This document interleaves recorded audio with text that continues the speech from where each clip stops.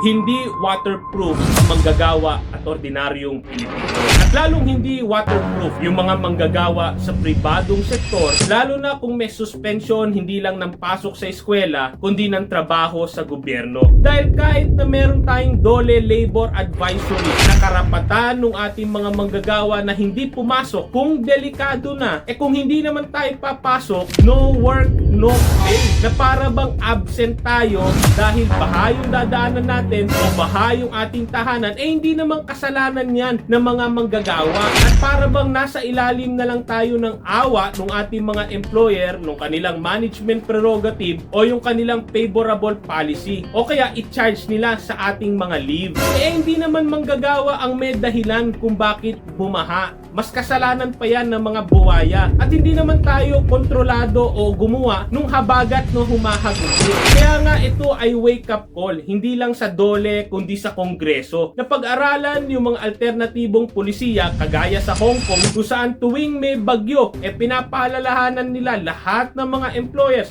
na hindi pwedeng bawasan ang sahod, hindi pwedeng bawasan ang leave, pumasok man sila o hindi, dahil ang central dito ay yung kaligtasan ng ating mga manggagawa. In the meantime na pinag-aaralan yan, kami ay nananawagan sa ating mga employers na kung kaya namang gawing alternative work arrangement, work from home, payagan na yung ating mga manggagawa ng walang kabawasan sa kanilang sahod at benepisyo. At kung hindi talaga kaya at kinakailangan critical yung physical na trabaho, mag-offer naman kayo ng mga shuttle service nang ligtas na makapasok at makauwi yung ating mga kababayang manggagawa. Dahil sa mga panahon ng krisis at hamon katulad nito, hindi natin dapat inaabuso yung resilience o katatagan nating mga Pilipino. Kundi dapat lalo tayong nagbabayanihan, manggagawa, negosyante, gobyerno upang malagpasan natin ito ng sama-sama.